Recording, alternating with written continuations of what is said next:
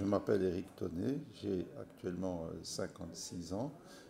Je travaille avec mon épouse et mon fils Quentin. Je suis gérant de la jardinerie d'Elba. J'ai commencé en 1984 avec un élevage de lombrics pour la production de lombricompost. J'étais déjà installé ici, dans le fond de la prairie. Et donc nous avons commencé de façon tout à fait artisanale, parce que j'avais une fourche et une brouette, c'est tout ce que j'avais pour commencer. Nous avons développé cette activité pendant plusieurs années. Et puis, j'ai travaillé en complément dans l'exploitation de mon beau-père, le papa de mon épouse. Et ça nous a permis de continuer à pouvoir se développer. En 1989, j'ai repris la tournée d'un grossiste, un magasin qui existait dans le centre de la Bouvrie et qui ne distribuait que des mélanges pour les colombophiles, donc des mélanges pigeons. Et donc j'ai eu une exclusivité par une marque pour pouvoir distribuer dans ma région des mélanges pigeons. Je continue toujours la lombriculture, mais comme c'était, je veux dire, une activité artisanale, il fallait compléter avec autre chose. Donc on complétait avec cette tournée grossiste. Et donc je livrais dans les villages avoisinants, mais uniquement du mélange pigeon. Et puis comme par la force des choses, les gens ont commencé à me connaître un petit peu parce que je leur vendais un produit naturel qui était le lombricompost, le fertisol à l'époque, et que je vendais des mélanges pigeons, ils m'ont demandé autre chose, un sac de terreau, des semences et tout ça. Et de fil en aiguille, j'ai étoffé un peu ma gamme pour les graineries et les jardineries. Et donc, je me suis fait une petite gamme et j'étais considéré, si tu veux, comme un petit grossiste parce que c'était plutôt du dépannage. Donc, je livrais des petits magasins de la région.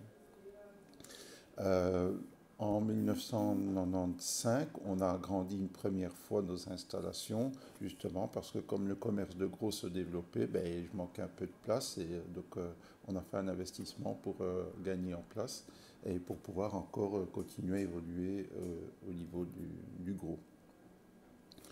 Ce qui s'est passé fin des années 90, c'est que c'était le début que tout ce qui était petit disparaissait au niveau de ce qui était plus gros. Donc c'est ainsi qu'il y a beaucoup de petits magasins qui ont disparu par la force des choses parce qu'il n'y avait pas de repreneur ou parce que la gamme n'était plus suffisamment étoffée. Les firmes, elles, préféraient à ce moment-là livrer directement les plus gros magasins que de passer par des grossistes. Moi, j'étais un petit grossiste, donc je dis un peu par la force des choses, j'avais tendance à disparaître.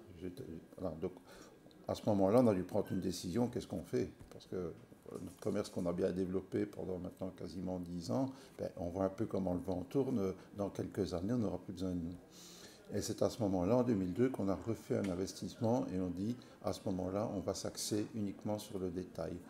Le détail qu'on avait déjà commencé avec un petit magasin en 1995, mais ça représentait 75 mètres carrés à l'époque, donc c'était très petit.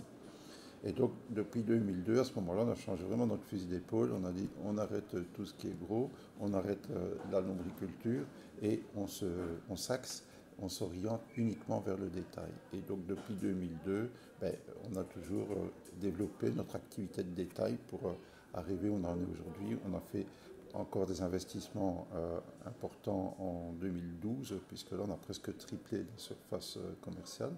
On est sur 2700 mètres carrés couvertes et 4000 mètres carrés de surface de vente.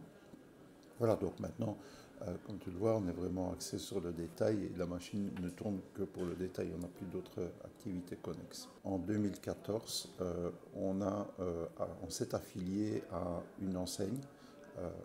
C'est le groupe Nalots qui détient l'enseigne d'Elbar avec d'autres collègues de la région dans le but de pouvoir se renforcer au niveau des achats, bien sûr, mais surtout au niveau de la communication. Et 4 ans après que nous sommes passés sous enseigne, on commence à voir qu'il existe une synergie entre les 4 magasins et une reconnaissance.